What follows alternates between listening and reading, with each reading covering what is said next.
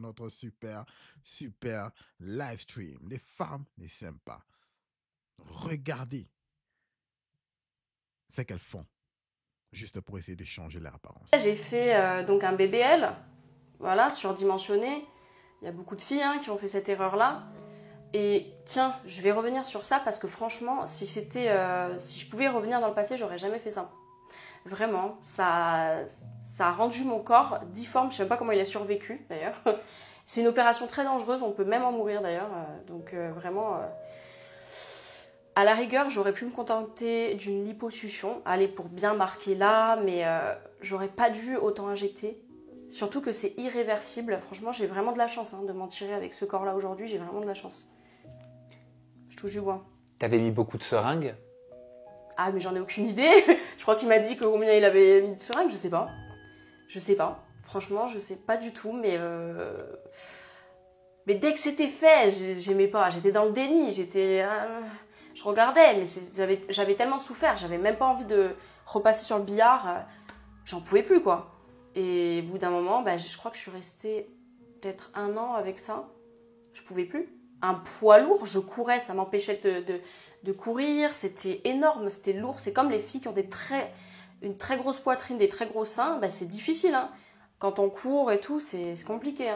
D'avoir un poids comme ça. Qu'est-ce qui t'avait convaincu? Qu'est-ce qui t'avait motivé à faire cette opération, à avoir ce fessier XXL, comme tu dis? Alors, moi, je ne désirais pas un fessier XXL, en fait. Je désirais un fessier plus gros.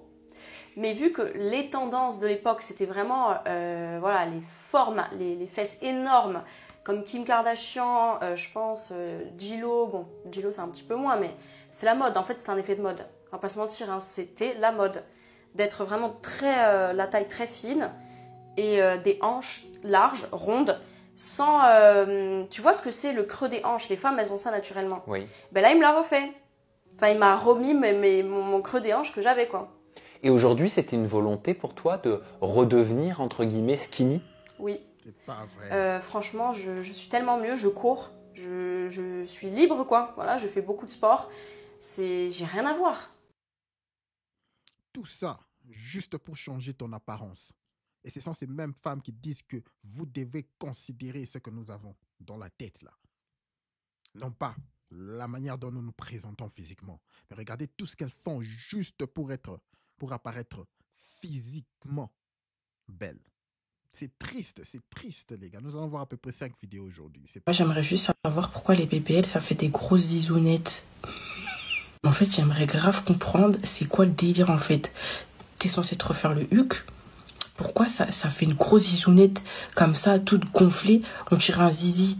Je vois beaucoup de filles qui se posent des questions et qui doutent dans les commentaires, mais les filles, sachez que c'est réel. Et si vous prévoyez un jour de faire un BBL, en fait, il faut absolument que vous le sachiez. Donc, je vais vous expliquer pourquoi. En fait, déjà, il faut juste revenir à la base. Un BBL, c'est quoi? C'est 2 opérations à la fois que vous faites en même temps. Ça veut dire qu'en fait, vous faites une liposuction et vous faites un lipofilling. Parce que ce que beaucoup ne savent pas, c'est que l'endroit où on vous prend de la graisse et où vous avez l'habitude d'en stocker, par exemple, je sais pas, moi, ça peut être les hanches, ça peut être le ventre, en fait, une fois que vous allez regrossir après votre BBL, en fait, la graisse ne pourra plus du tout venir se stocker à cet endroit-là. Donc, en gros, par exemple, vous pourrez plus jamais reprendre du ventre. Ou alors, vous allez en reprendre, mais pas exactement, ce sera pas le même ventre que vous aviez avant votre BBL. Mais ça, jusque-là, c'est cool. Parce que ce qu'on vous dit pas, c'est que quand vous grossissez, la graisse, elle doit forcément aller se mettre à un endroit, en fait. C'est comme ça. Elle doit aller se stocker à un endroit. Et vu qu'elle peut plus aller se stocker dans les mêmes endroits qu'avant, en fait, elle va trouver un autre endroit où se stocker. Sauf que parfois, en fait, la graisse va se loger dans des nouveaux endroits, mais des endroits en fait indésirables. Et ça peut être effectivement par exemple le pubis, ou certaines parfois ça va être les bras. On voit des meufs qui ont fait des BBL parfois, dès qu'elles grossissent, c'est beaucoup au niveau des bras, ou alors au niveau des cuisses, etc. Quand tu fais un BBL, c'est un peu toi et ta chance, tu vois, ça peut être quelque chose qui va donner un truc trop beau et tout. Franchement, on va pas mentir, il y a des BBL, ils sont incroyables, et t'as envie de dire, t'as eu raison, Mago. Mais ça peut aussi avoir des effets un peu indésirables. Donc c'est juste qu'il faut le savoir, il faut le garder en tête, et après chacune fait ce qu'elle veut. Les gars, elles font des opérations qu'elles n'ont même pas fait des études pour connaître ce qui se passe. La fille vient de dire ça fait des zizounettes. Il y a beaucoup d'effets secondaires. C'est juste... J'arrive pas à en croire mes yeux que tu peux aller pour une opération qui est mortelle, qui peut être mortelle, toute opération, lorsque il y a des matières externes qui vont dans ton corps, c'est très dangereux parce que ça peut être mortel. Mais pourquoi? Pour quelle fin? Juste pour changer ton apparence. Pas changer ton apparence, quelque chose vraiment que tu as été vraiment tu étais vraiment déformé, tu es né avec un défaut. Non. Juste pour changer ton apparence, pour ressembler à quelqu'un d'autre. Est-ce que vous avez remarqué que les femmes se ressemblent?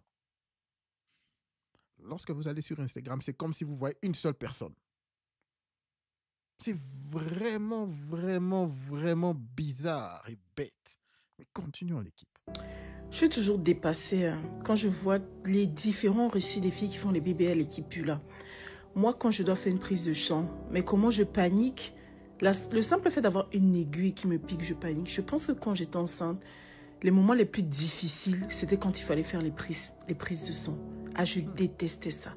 Mais là, je vois qu'une femme qui est en santé décide de se lever, faire des chirurgies pour paraître belle aux yeux des hommes, avoir beaucoup de dragueurs, avoir beaucoup de gars qui vont lui donner l'argent.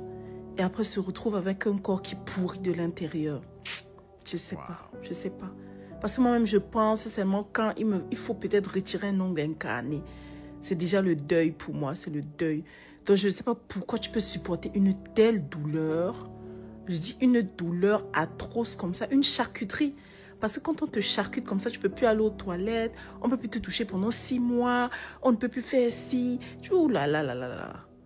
Toutes les complications là. Mais pourquoi? Pourquoi? Franchement, jusqu'à présent, je n'arrive pas à comprendre. Je n'arrive pas à comprendre. Femme, pourquoi aimes-tu souffrir, femme? En plus, certains vont aller se faire opérer, on va les retirer des organes.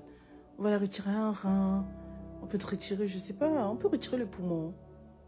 Bref, donc tu vas faire don de ton corps à la science. Tu payes et on te dépouille de l'intérieur. Waouh! C'est vraiment, vraiment... Continuons l'équipe. Apétamine, sirop Apuchou, sirop Love Weight, sirop BBL, Dinewell, sirop Orange Chelou. Bref, la liste est longue. Mais tous te promettent la même chose. Des hanches, des fesses et des seins plus gros. Mais écoute-moi bien, Mago. Tu ne devrais jamais avoir à risquer ton foie, ton cœur, ton pancréas, ta santé mentale, ta santé physique, juste pour te sentir belle. Aujourd'hui, je vais te parler de la face cachée de ces sirops qu'on voit partout sur TikTok, Instagram, Facebook et même WhatsApp. Déjà, il faut que tu saches que la plupart de ces produits sont des médicaments détournés ou des sirops fabriqués sans aucun contrôle. Je te prends le cas de la pétamine par exemple, qui est un antihistaminique, en gros pour les allergies, qui est détourné pour stimuler l'appétit. Les sirops Love Weight, Apuchou, BBL, que sais-je, qui sont vendus sans notice claire, souvent faits avec des mélanges douteux, qui sont en fait des fabrications artisanales, sans hygiène ni réglementation. Et en plus de ça, avec la forte demande, on trouve aussi des faux sirops sur le marché, mélangés à des substances toxiques. Toi, tu crois acheter un complément sûr, mais en fait, tu mets du poison dans ton corps.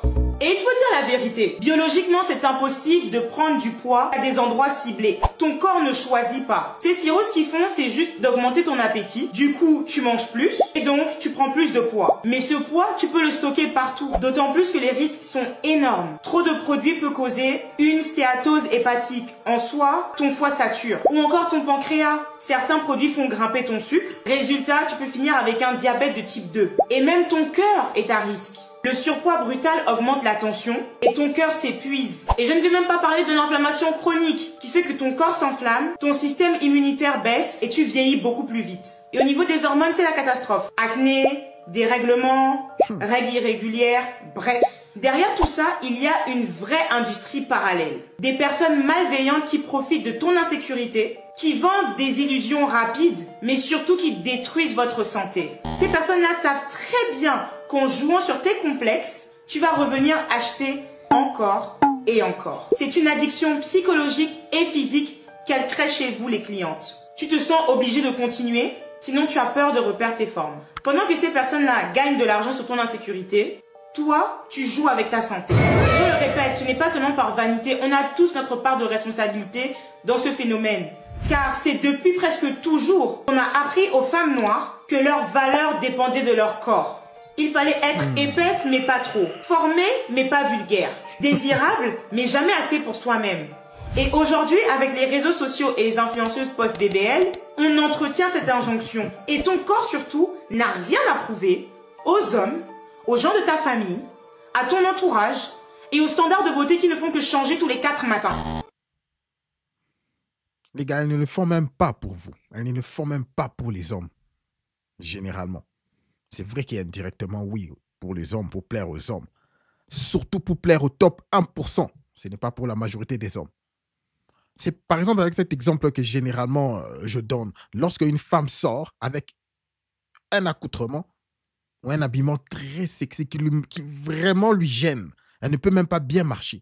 Alors elle marche en mettant les mains, en se cachant, en essayant de tirer sa jupe. Elle est vraiment mal à l'aise. Pourquoi est-ce qu'une femme peut peut s'habiller de la sorte? Des habits qui lui mettent mal à l'aise. Mais elle sort quand même avec ces habits-là. Et elle essaie maintenant de cacher. Lorsqu'elle s'assoit, elle essaye de cacher. Pourquoi elles le font? C'est juste, elles veulent que les personnes, le top 1%, elles espèrent avoir peut-être rencontré un top 1%. Des hommes qui vont admirer, mais elles cachent pour les hommes normaux. Je répète, elles s'habillent comme ça pour attirer les top pourcentages, les top des hommes, mais pour la majorité des hommes, elles essayent de couvrir, elles essayent de cacher. C'est la même chose avec cette histoire de BBL. Très triste. Les gars, ce sont ces genres de femmes que vous essayez, qu'il y a des hommes qui sont là en essayant des DM. Essayez de leur dire que je vous aime. Avec le bazar. Elles ne s'aiment même pas elles-mêmes. Regardez comment est-ce qu'elles vivent. Elles mettent leur vie en danger. Pourquoi? Pour tout ça. Y'all, it's day 10 and look at this. It's lumpy here, flat over here, and the bruising is still crazy. This can't be how it's supposed to look. I pay all that money for this. What? Merde. Regardez-moi ça. Y'all, it's day 10 and look at this. It's lumpy here, flat over here, and the bruising is still crazy. This can't be how it's supposed to look. I pay all that money for this. Waouh, les gars. Vous savez ce qu'on va faire? Au lieu de jouer ces genres de vidéos, je crois que Ekima avait fait un reportage sur ça récemment. Je crois que c'était hier. Je crois que j'ai son link. On va carrément jouer une vidéo d'Ekima pour voir ce qu'elle a à dire. Sûrement, elle a fait plus de recherches sur ça. Écoutons un peu. I'm in pain. But I got nice titties. So that's all that matters. Attendez, est-ce que vous êtes tombé sur cette vidéo? Une adolescente mexicaine de 14 ans meurt après une chirurgie esthétique offerte par sa mère dans le dos de son père et l'histoire bouleverse le pays. Le 12 septembre dernier, Paloma Nicole, une jeune fille de 14 ans, subissait en secret une augmentation mammaire et une liposuction offerte par sa mère pour ses 15 ans. Mais l'intervention pratiquée par le compagnon de la mère a rapidement tourné au cauchemar. Dans les heures qui ont suivi l'intervention, l'état de l'adolescente se dégrade. Après un arrêt cardio-respiratoire et un œdème cérébral, la jeune fille est placée dans un coma artificiel. À ce moment-là, pour le père de Paloma, Carlos Arellano, sa fille était partie à la montagne avec sa mère après avoir été testée positive au Covid. La mère de ma fille m'a dit qu'elle l'emmènerait à la montagne, qu'elles y resteraient environ 3 ou 4 jours, et que si je l'appelais et qu'elle ne répondait pas, je ne devais pas m'inquiéter. Je suis resté avec l'idée que ma petite fille était à la montagne. Une semaine après l'intervention, Paloma décède à l'hôpital. Pour le père, sa fille est morte du Covid, c'est seulement au moment des funérailles qu'il dit avoir découvert la vérité. Nous avons ouvert le cercueil, ils ont baissé le couvercle, et nous avons vu qu'elle avait des implants et des cicatrices. Ce samedi, la mère de Paloma, Paloma Jasmine, et le compagnon médecin qui a pratiqué l'opération, Victor Manuel, ont été arrêtés. What? Wow. En fait, j'ai du mal à croire ce que je vois et ce que j'entends. Je n'arrive même pas à comprendre à quel moment cette femme s'est dit que c'était une bonne idée de faire un tel projet pour sa fille. En fait, non. Sur sa fille d'à peine 14 ans. Qu'est-ce qui, dans l'équation, ne lui a pas fait comprendre que c'était une mauvaise idée? Non seulement par rapport à l'âge de la personne sur qui allaient se faire les opérations, mais par rapport aux conditions de la réalisation de cette opération. En fait, avec quel organe réfléchissait-elle? À quel moment elle s'est dit non, c'est bon, ça va le faire? Ne sait-elle donc pas qu'il y a un âge pour faire certaines choses? Qui amène son enfant se faire une chirurgie plastique à 14 ans? Ne sait-elle donc pas qu'à 14 ans, le corps d'une enfant se développe encore? Nous arrêtons de grandir normalement à partir de 21 ans par là. Avant cet âge-là, toute modification faite sur un corps en pleine croissance n'entraînera jamais rien de bon. Nous voyons aujourd'hui où en est la petite dernière de la famille Kardashian. Est-ce qu'elle s'en sort même? Est-ce que vous avez même vu son visage? Attendez, je vais vous l'afficher un petit moment pour que vous ayez en fait le temps de... Vas-y, montre-nous. Ça fait longtemps que j'ai pas vu ces folles là, les Kardashians. Déguster visuellement. Ouais, je n'ai jamais dit que le repas allait être délicieux. La course à l'embellissement. Attendez, non. Que dis-je? Waouh. Elle avait un visage tout innocente quand elle était petite, là, celle-ci. Waouh. Ouais, je n'ai jamais dit que le repas allait être délicieux. La course à l'embellissement.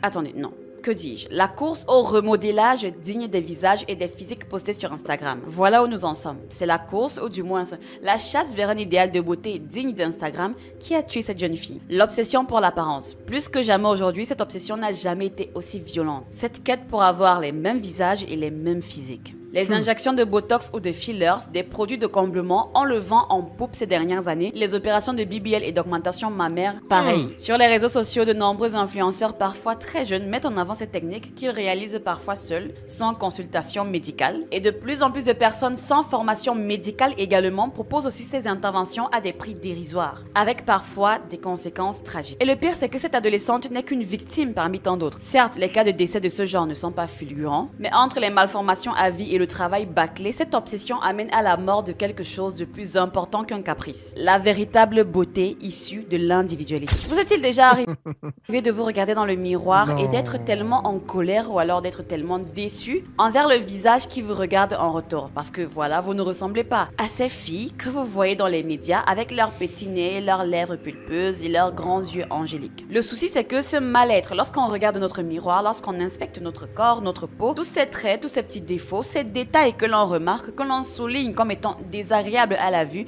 comme étant des défauts de fabrication entre guillemets, ce n'est que l'un des symptômes de microdysmorphie que l'on ressent au quotidien. Parce que oui, si on s'était réveillé un matin dans les années 70, c'est sûr que notre visage nous aurait moins posé problème qu'aujourd'hui. Dans les années 70, il n'y avait pas, ou du moins pas encore, cette course folle à la poursuite d'un idéal de beauté qui n'est que le résultat d'un toxique mélange entre les filtres et la retouche photo.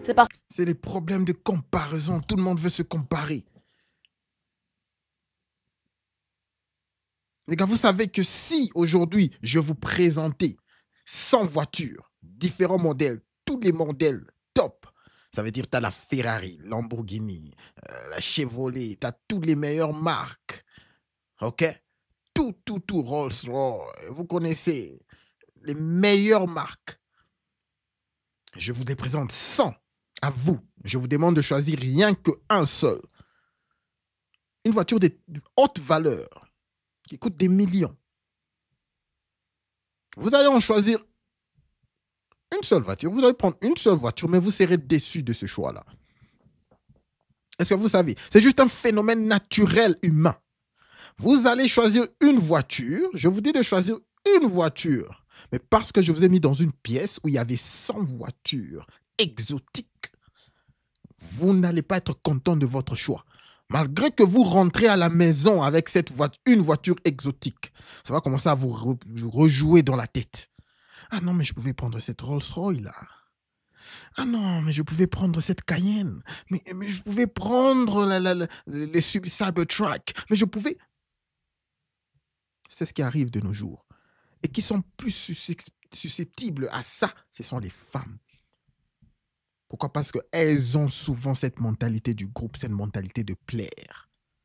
Et c'est très triste, ça joue beaucoup. Voilà pourquoi je vous dis toujours que les réseaux ont tout tout changé. Parce qu'aujourd'hui, nous n'avons qu'un seul type de modèle de beauté qui nous est placardé, raison pour laquelle on a l'impression qu'autre chose que ce modèle-là n'est pas synonyme de beauté. Pourquoi a-t-on l'impression que tout le monde se ressemble ces jours-ci, toutes les femmes du moins? Faites défiler les médias sociaux et c'est comme s'il n'y avait qu'un seul visage dominant dans le monde. Une peau impeccable, des lèvres pulpeuses et une symétrie parfaite. Il y a seulement quelques dizaines d'années, la beauté était une célébration de l'individualité, des nez forts, des structures osseuses uniques et des manies personnelles qui définissaient les visages du XXe siècle. Alors, qu'est-ce qui a changé et pourquoi courons-nous tous après cette version de la perfection? Entrons dans le vif du sujet. Hate being stuck in a slump. Très triste. Très triste. C'est comme nous sommes en train de passer.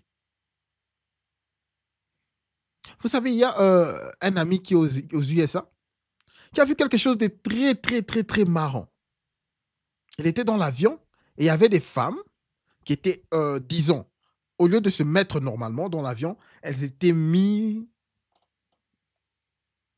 Donc, elles ne pouvaient pas s'asseoir. Littéralement, elles s'asseyaient, elles essayaient de se mettre avec leur ventre, quoi. Essayer de poser leur ventre dans les chaises. C'était triste. À genoux. Elles étaient mal à l'aise. Pourquoi? Parce qu'elles venaient d'avoir des BBL. Ils ne comprenaient pas. Ils étaient en train d'essayer. Mais qu'est-ce qui se passe? Parce qu'il entend souvent que lorsque vous avez des BBL et tout, on connaît que ce sont des ondits. Pour lui, c'était des ondits. Les femmes ne peuvent pas se mettre pendant des jours. Il se disait, non, c'est pas quand même vrai. Une femme ne peut pas se mettre dans des douleurs pareilles juste pour une apparence. Il a vu lui-même dans l'avion des femmes qui étaient à genoux, pas capables de se mettre durant tout le vol.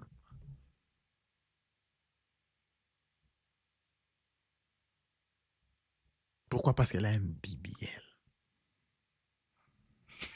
L'équipe. Et que le visage idéal est devenu incroyablement homogène. Des tendances comme le visage Instagram de Instagram Face, défini par des pommettes saillantes, des lèvres pulpeuses, un nez en bouton, des sourcils parfaitement arqués et une peau sans pores dominent nos fils d'actualité. Mais voici le truc, ce look n'est pas entièrement naturel, du moins il ne l'a presque jamais été. C'est un produit de filtre, d'application de retouches et d'amélioration esthétique comme les produits de comblement fillers et de botox. Et les algorithmes des médias sociaux amplifient même cette tendance en récompensant les publications qui correspondent à ces standards de beauté, encourageant des millions de personnes à imiter ce qui génère le plus de likes et d'engagement. Les filtres et les outils d'édition ne sont que la pointe de l'iceberg. Les procédures esthétiques autrefois réservées à l'élite comme les injections dans les lèvres, les rhinoplasties et le contouring de la mâchoire sont désormais plus accessibles que jamais. Aux États-Unis seulement, les procédures esthétiques non chirurgicales ont augmenté de plus de 200% au cours des 2 dernières décennies. Les cliniques commercialisent les traitements comme rapides, faciles et abordables, conduisant à une normalisation des améliorations qui créent ce visage idéal. Je me rappelle même encore, il y avait plein d'émissions sur la chaîne I où on faisait une espèce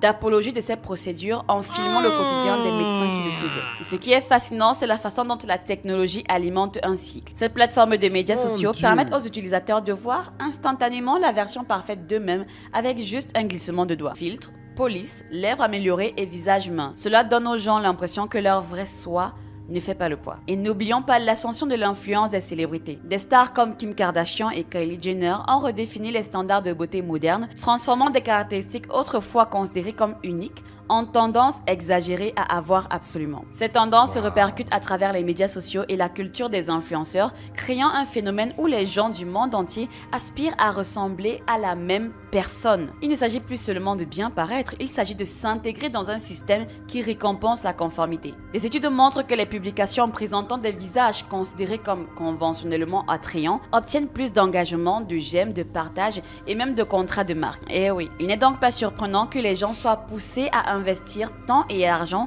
pour atteindre cette esthétique-là. Mais cela soulève une grande question. Si tout le monde court après le même look, qu'arrive-t-il à l'individualité? Nous sommes en train d'échanger l'unicité qui rendait autrefois la beauté si intéressante contre un idéal poli mais finalement uniforme. Il est pertinent de se demander si nous suivons les tendances beauté ou ce sont elles qui nous suivent et qui profitent réellement lorsque nous commençons tous à nous ressembler. Faisons un voyage à travers les décennies pour voir comment la beauté a évolué au XXe siècle. Il est fascinant de regarder en arrière et de voir comment chaque époque avait son propre style distinct et célébré. Merde, regardez ça. Regardez ces beautés naturelles. Merde. Vous voyez qu'il y a une différence. Vous voyez, par exemple, là, c'est les cheekbones. Vous voyez que c'est différent. Elles sont différentes. Regardez. C'est pas vrai. Aujourd'hui, tout le monde ressemble à la même personne. Ah là là là là là là. Regardez la différence. Chaque époque avait son propre style distinct et célébrait l'individualité d'une manière si différente d'aujourd'hui. Au fil du XXe siècle, la beauté n'a cessé de se réinventer, reflétant les rêves, les révoltes et les icônes de chaque époque. Des flippers audacieuses des années... Regardez la différence. Maintenant, toutes les femmes sont comme ça. Et lorsqu'elles font toutes ces histoires, c'est comme si elles se comportent de la même façon. C'est comme s'ils ont... Il y a quelque chose. C'est comme si elles vont dans un livre... où on les explique, donc voilà. Ou bien peut-être que toutes les histoires qu'elles injectent, elles ne peuvent plus bouger, faire des mouvements faciaux. Peut-être elles ne peuvent pas. Parce que tous ont des visages du genre, whatever, n'importe quoi. Tu dis n'importe quoi. Leur comportement change lorsqu'elles ont ces histoires. Les femmes qui sont... ridicule, vraiment. En 1920, aux divas hollywoodiennes des années 30, la beauté devient tour à tour symbole de liberté, de mystère et de glamour. Pendant la guerre, les femmes des années 40 adoptent une élégance simple mais résiliente, avant que les années 1950 n'élèvent Marilyn Monroe, Audrey et Grace au rang des muses intemporelles. Puis vient la rébellion des 60s entre style démesuré, sensualité sauvage et fierté noire avec Diana Ross. Les années 70 célèbrent la nature et la diversité, tandis que les années 80 font triompher la puissance et la confiance de Cindy Crawford à Madonna. Chaque décennie a redéfini la beauté à sa manière, non comme une norme, mais plus comme un langage vivant de liberté et d'expression de soi. Et ce qui a rendu la beauté du XXe siècle si unique était une célébration des différences. Regardez juste les visages. Chaque décennie avait ses propres tendances, mais elles étaient construites autour de l'individualité, de la personnalité et de la culture, contrairement aux idéaux de beauté homogènes d'aujourd'hui. Ces icônes n'essayaient de ressembler à personne d'autre. Elles adoptaient ce qui les faisait ressortir, ce qui les faisait briller. Ces femmes n'étaient pas célébrées pour s'être conformées à un moule. Elles étaient célébrées pour l'avoir brisé. C'est un... Alors la beauté, c'est quoi? La beauté, c'est surtout d'accentuer les qualités que tu as. C'est la base de tout, c'est la base de toute réussite. Accentue les qualités que tu as. Lorsque tu te bases sur les qualités que tu as, si tu es une femme avec des bons sourcils, voilà quoi. Tu sais de les accentuer, de les mettre beaux et puis très belles, et puis voilà, tu seras belle. Si tu es une femme avec des bons lolos, voilà quoi, tu les mets un peu en valeur, voilà, c'est bon, c'est peu pas. Si tu es une femme bien avec une forme en bouteille, si tu es atopigie trop avancée, tu les mets en valeur. Mais aujourd'hui, c'est tout le monde qui... whatever. Puissant rappelle que la beauté est bien plus captivante lorsqu'elle est personnelle et imparfaite. Et même lorsque vous regardez de vieux films, vous pouvez vraiment apprécier de voir un visage sans produit de comblement, sans chirurgie plastique excessive ou sans botox. Les émotions sont encore bien exprimées sur les visages. Pas comme aujourd'hui où la joie ou la tristesse sont difficilement visibles sur les traits faciaux de ces dames. Alors, qu'est-ce qui a changé et comment sommes-nous passés de la célébration de la beauté diverse au XXe siècle à la poursuite d'un standard mondial unique? L'un des facteurs les plus importants, c'est juste la mondialisation. Au début du XXe siècle, les standards de beauté variaient considérablement selon l'endroit où vous viviez. Les femmes françaises adoptaient un maquillage naturel et minimal, tandis qu'Hollywood poussait le glamour soigné. Les cultures d'Asie de l'Est célébraient la peau claire, tandis que les communautés africaines et les natifs de certains continents valorisaient la beauté d'une manière profondément enracinée dans leurs traditions. Mais à mesure qu'Hollywood a étendu son influence au milieu du XXe siècle, les idéaux de beauté ont également évolué. Des actrices comme Marilyn Monroe et Grace Kelly sont devenues des symboles mondiaux de la féminité et leurs looks ont commencé à donner le ton de ce qui était considéré comme beau dans le monde entier. Dans les années 50 et 60, l'essor de la télévision et des magazines glacés a rendu les stars de beauté occidentaux et hollywoodiennes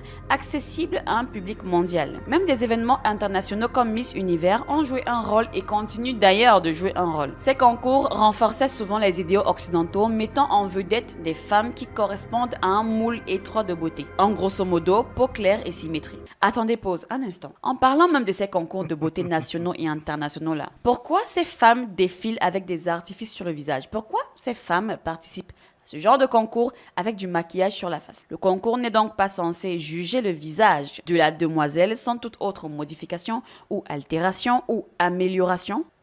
Imagine bringing your side project. Très bonne réflexion, mais la réflexion qu'elle a dise de la couleur...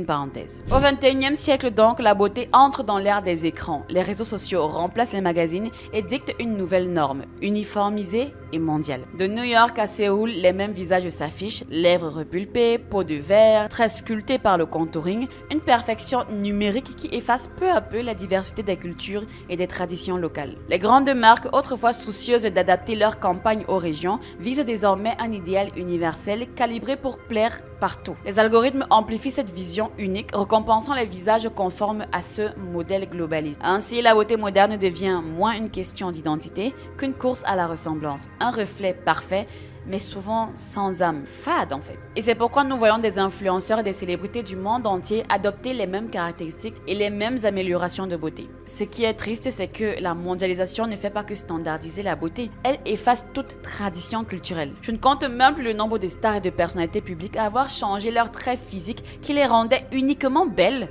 pour maintenant plonger dans le panier avec tout le monde. Que ce soit les jumelles Saïm et Ayes, ces influenceuses qui étaient très souvent admirées pour leur ressemblance frappante avec les peintures de la Renaissance, elles étaient l'incarnation de ce symbole de beauté, unique et particulier, de leur visage à leurs yeux en passant par la couleur de leurs boucles roses. Mais elles ont tout changé, les lèvres, le nez et même les cheveux, elles les ont lissés. En fait, c'est terrible. Pareil pour la petite sœur de la famille Hadid, Bella. N'ayant probablement pas supporté de ne pas avoir les traits fins et hollywoodiens comme sa sœur Gigi, nous l'avons également vue se transformer et devenir ce qu'elle est aujourd'hui. Même la fille de Lionel Richie y est passée, passant de son innocente beauté à ce visage instagrammable qu'on est fatigué de voir encore et encore. Et je ne sais pas, mes petites parenthèses, vraiment, quand je regarde ces photos, j'ai l'impression qu'une fois la chirurgie faite, on leur télécharge un comportement, une manière de se comporter, en mode c'est un produit qui vient avec un mode d'emploi. C'est-à-dire qu'une fois la chirurgie faite, il faut adopter un certain style de comportement. Vous savez, ce comportement typique Instagram, les mêmes poses, les mêmes mimiques, les mêmes gestes, cette manière de se filmer, voire même de s'habiller. On dirait qu'elles doivent toutes se mettre à se comporter de cette manière-là après la chirurgie. En fait, c'est terrible, c'est bizarre comme c'est terrible. La mondialisation. Les gars, je vous ai dit que on va commencer à avoir des enfants. On regarde ta femme, on regarde l'enfant, on regarde ta femme, mais qu'est-ce qui se passe? Aucune ressemblance. Vous savez l'histoire du Chinois, de l'Asiatique qui avait poursuivi sa femme en justice. Parce que sa femme était canot, 10 sur 10, tout parfait. Alors il lui a épousé. Il s'est dit, ah, finalement j'aurai des filles qui seront très belles. Les filles sont sorties, mais mes chers, procès. Ce type a décidé de poursuivre cette femme. Parce qu'il a fait les recherches, il a remarqué que non, la femme avait fait des chirurgies, elle avait complètement changé son visage, les gars. Elle a changé son visage. C'était une autre personne. Ah, c'est une réalité maintenant. C'est une réalité. Vous pouvez bien être avec quelqu'un, et alors, lorsque vous regardez ces photos, lorsqu'ils étaient petits, c'est une toute autre personne. Réalité qui on nous a rapprochés, mais dans le processus, elle a également aplati notre compréhension de la beauté. Au lieu de célébrer ce qui nous rend uniques, nous courons après une esthétique à taille unique. Et bien que cela puisse avoir du sens pour le marketing, cela nous laisse avec un monde où l'individualité semble disparaître. La beauté individuelle semble authentique parce qu'elle raconte une histoire. C'est un reflet de notre identité, de notre culture et de nos expériences de vie. À défaut d'avoir une malformation ou d'avoir malheureusement subi un incident qui a enlaidi votre visage ou votre corps, techniquement, avoir recours à de la chirurgie pour changer qui nous sommes, en fait, c'est juste le résultat d'un tas de complexes. Les tendances de beauté moderne, d'autre part, semblent souvent plates. Elles se concentrent tellement sur la symétrie, la douceur et la perfection qu'elles éliminent les manies et les imperfections qui nous rendent humains. C'est comme, je sais pas, regarder une personne en mode cyborg, IA, parfaite, mais sans histoire, sans background. Pensez à ces icônes du passé, le regard intense de Lauren Bacall, le nez fort de Barbara Streisand, la prestance d'Ersa Kitt et le charisme inoubliable de Grace Jones. Ces femmes ne se sont pas contentées de s'intégrer à leurs époques, elles se sont démarquées. Elles étaient célébrées pour leurs unicités, pour avoir des traits qui ne pouvaient être reproduits ou produits en masse. Elles étaient plus que de simples visages, elles étaient des personnalités qui laissaient une impression durable. Il ne s'agissait pas seulement de célébrités, les gens ordinaires du XXe siècle embrassaient également leur individualité. La beauté était influencée par les cultures locales, les styles personnels et un sens de soi qui ne pouvait être reproduit avec un filtre ou une procédure esthétique. Ces visages aujourd'hui vintage nous rappellent que la beauté ne consiste pas à entrer dans une case, il s'agit de s'en démarquer. Ils nous rappellent une époque où l'individualité comptait plus que la perfection. Il ne s'agit pas seulement d'apparence, il s'agit aussi d'authenticité. La beauté du passé semble plus accessible parce qu'elle reflète l'humanité dans toute sa gloire brute et imparfaite. Et il ne s'agissait pas d'avoir l'air parfait, il s'agissait de ressentir quelque chose. Une photo ou un visage racontait une histoire. Aujourd'hui, on a presque l'impression d'avoir perdu cette connexion émotionnelle dans la poursuite d'un idéal flou. Au bout du compte, la beauté aujourd'hui n'est pas une question de conformité à un moule. Il s'agit d'exprimer qui vous êtes. Il s'agit de raconter votre histoire à travers les traits qui font de vous ce que vous êtes. Et imaginez juste un monde où la beauté est aussi diverse que les gens qui la définissent. Un monde où la perfection est remplacée par l'authenticité. Alors je ne sais pas vous, mais moi ça me parle beaucoup plus. Du moins, c'est beaucoup moins ennuyeux. C'est intéressant de regarder en arrière et même d'essayer de regarder de vieux films. Vous serez agréablement surpris de voir à quel point les choses étaient différentes à l'époque. Quoi qu'il en soit, laissez-moi vos commentaires ci-dessous. Quelles sont vos pensées sur... Alors l'équipe, réflexion très importante les gars. Dites-moi après ce reportage, est-ce difficile de remplacer les femmes modernes maintenant? Elles ont choisi elles-mêmes de ressembler à une seule personne. Eux-mêmes poursuivent le même standard de beauté. Lorsque vous allez sur Instagram, vous regardez, c'est les mêmes cils, c'est les mêmes cheekbones, c'est les mêmes lèvres, c'est les mêmes yeux, c'est les mêmes cheveux, c'est les mêmes. Maintenant, nous sommes en train de vivre dans l'époque de AI. Et la technologie avance. Si toutes les femmes modernes sont devenues comme des robots, là, elles sont toutes les mêmes. Voilà pourquoi il y a beaucoup de gens qui pensent que ça sera trop facile, très simple même, de remplacer une femme moderne par des cyborgs, une femme moderne par des robots AI. Ça sera très facile. Pourquoi? Parce que surtout avec l'homme, aussi longtemps que tu donnes des instructions et que la personne à qui tu donnes ces instructions-là les respecte, l'homme, quelque part, il est satisfait de ça. Et en plus, tu as ton robot où tu vas tout arranger de toi-même, tu vas mettre tes settings, tes préférences.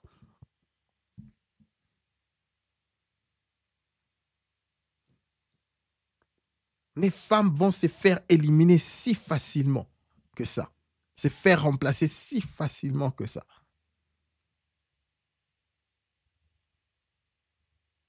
Mais par contre, si nous renversons la situation, vous connaissez avec les femmes, c'est que les femmes veulent chez les hommes, c'est souvent l'intuition. C'est souvent, non, je voulais que toi-même, tu puisses définir ce que je pensais dans ma tête. Comme ça, tu vas essayer de savoir ce que je voulais, même si je n'ai rien dit. Là, ça me fait plaisir. Ce sont les histoires que les femmes disent elles-mêmes, qu'elles veulent chez les hommes. Non, mais j'étais triste, tu n'as pas essayé de deviner ce qui se passe pas avec moi. Tu aurais dû penser. Essayer de voir est-ce que j'ai des problèmes. Tu dois essayer d'être un voyant en tant qu'un homme. Et vous croyez que ça sera si facile de faire de robots de la sorte? Bref, ça c'était juste une réflexion. Nous passons des moments terribles, des moments, comment je peux dire, intéressantes. Où nous avons des femmes qui continuent à nous dire chaque jour, vous devez nous considérer pour notre intelligence, pour ce que nous faisons. La femme, ce n'est pas juste le physique. Regardez combien d'importance elles-mêmes mettent sur l'apparence physique. Il y en a qui vont jusqu'à perdre leur vie. Vous imaginez une mère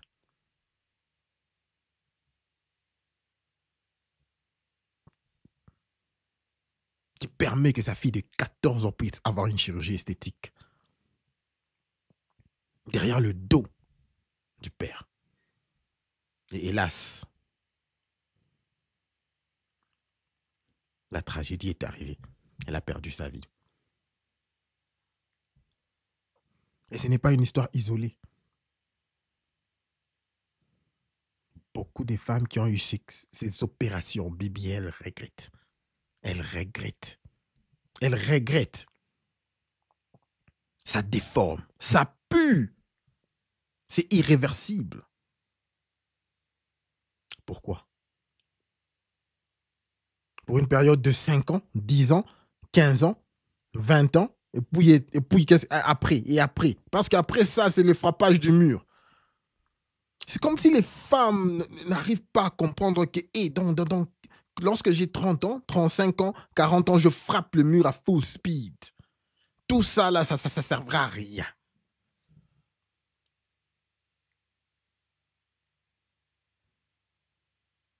Au lieu de se focus, c'est qu'elles disent, d'apporter une valeur autre que leur beauté physique, parce qu'évidemment, dans 15 ans, lorsqu'elles ont plus de 30 ans, 35, ça ne va servir à rien.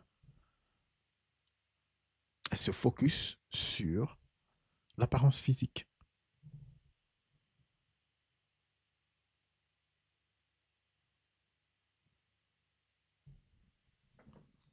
Nous vivons dans les temps où on a accès à tout. La femme a accès à tout. Elle n'est freinée de rien. Au contraire, elle a beaucoup d'avantages plus que les hommes.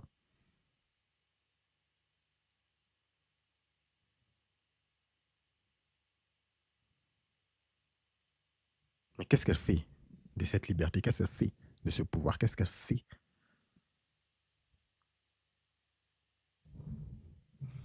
Alors, merci beaucoup à toute l'équipe. Ça a été un super live stream. S'il vous plaît, j'ai besoin d'un peu plus de likes. C'est très apprécié. C'est gratuit. Et un abonnement si vous pouvez, afin que nous puissions pousser ce stream à un plus grand nombre dans le besoin. J'espère que vous avez aimé le stream.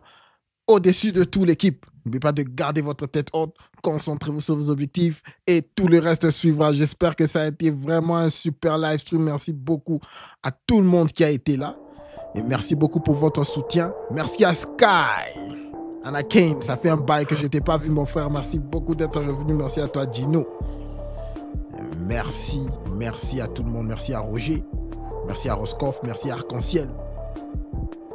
Merci à toute l'équipe. Ah ouais, on se voit demain comme d'habitude. N'oubliez pas de laisser votre mention j'aime avant de partir, afin que nous puissions pousser ces messages très importants à une très grande majorité d'hommes dans le besoin. Merci beaucoup à tout le monde. Merci. Ah ouais, on se voit demain. Merci à toi, Roscoff. Jean-Baptiste, j'espère que tu es toujours là, mon frère. Tous mes respects. Merci beaucoup d'être venu, mon cher. Ah ouais. J'espère que tout le monde est prêt pour attaquer la journée de demain. C'est ce que les vrais hommes font. Chaque jour, nous continuons à conquérir. Ah ouais. Merci beaucoup, l'équipe. Merci. Bonne soirée.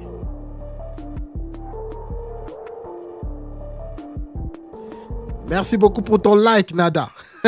Très apprécié. On se voit demain, l'équipe.